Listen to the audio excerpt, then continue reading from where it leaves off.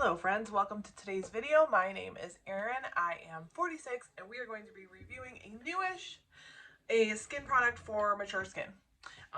Where is it? I just had it in my paws. Oh, I put it back because my brain doesn't work. Oh, here comes our little visitor. Can you say hi? My little visitor, she's doing her makeup at her makeup station. Okay, go do your makeup with your iPad. Say bye. Say bye.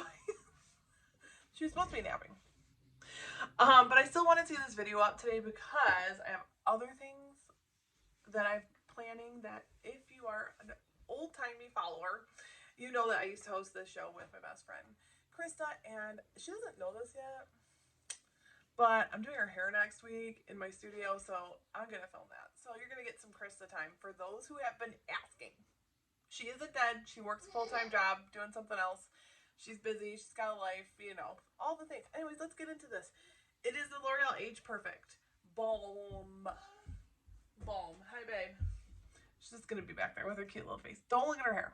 She just got up from a nap. It's a little bit wild. This retails for about $14 to $15, depending on where you pick it up. And the claims it made that I wanted to get it because it made these claims were that it is a 4-in-1 tinted balm. Hi! The 4 is 1. Skin looks firmer, smooths lines, conceals imperfections, and evens tones. The shade range was white. And even for my whiteness, I was confused as to what shade I was. This works fine. This is shade Fair. Hi.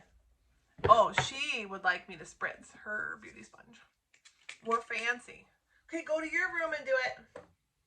Go over to your room. So, this intro is all over the place because, well, this is life.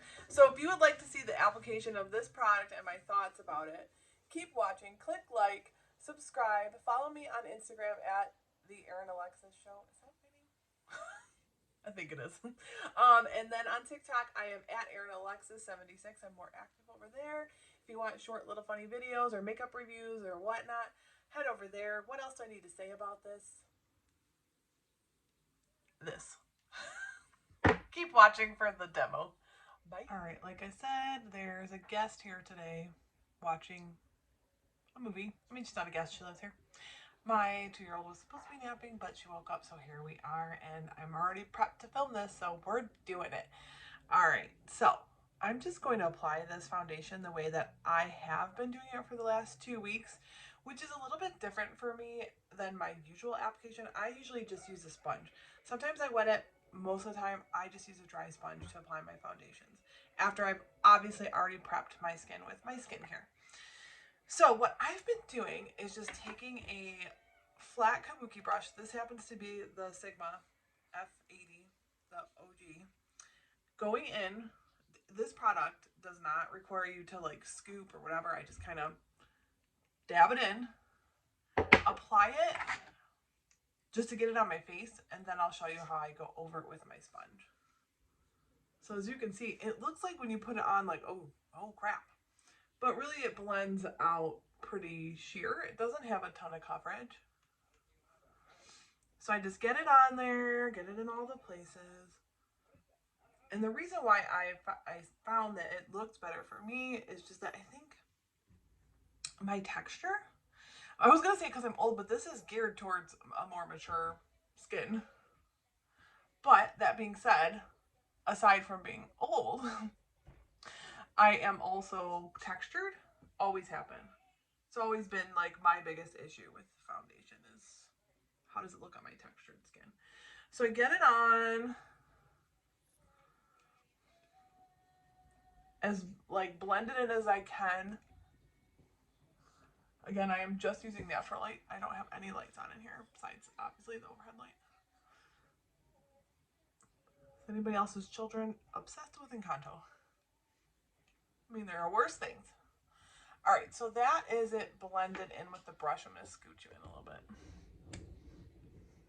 And it looks fine, but when I look up close, I see where I need to kind of press it in a little bit more. So with this, and because of the time of year I'm feeling kind of dry, I'm going to spritz my sponge with a facial spray.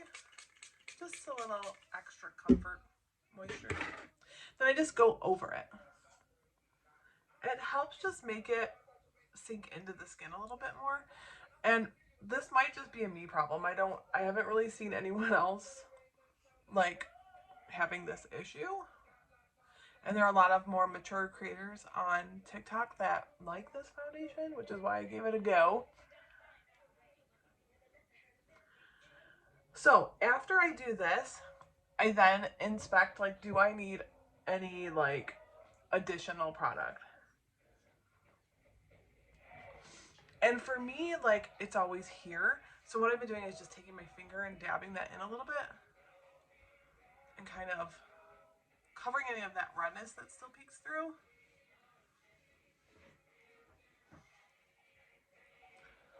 It's worse on this side.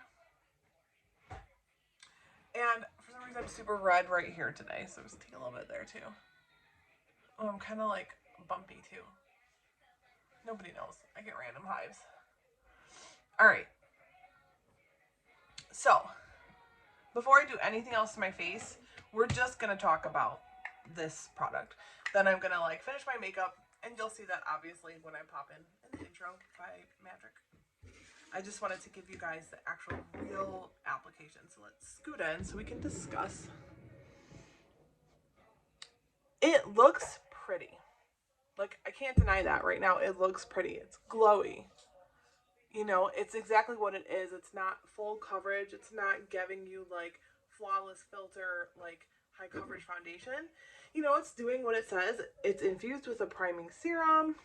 Your skin looks firmer. I don't know about that. It doesn't look less firm. Like, what if it was like hanging off in like chunks? You're welcome. That would be upsetting. You know, smooth lines. I mean, it doesn't enhance lines. Let me say that. Conceals imperfections, sure. Even so, yes. Like, the biggest thing for me is that it evens out the tone. It does have a pretty finish. Seeing if my visitor's coming.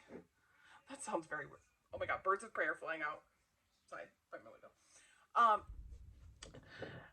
It is pretty, but for some reason, I don't love it. So, there's that. Here it is, lives with me. I thought that the color was going to be wrong. It blends in just fine. There's just something I don't like about it.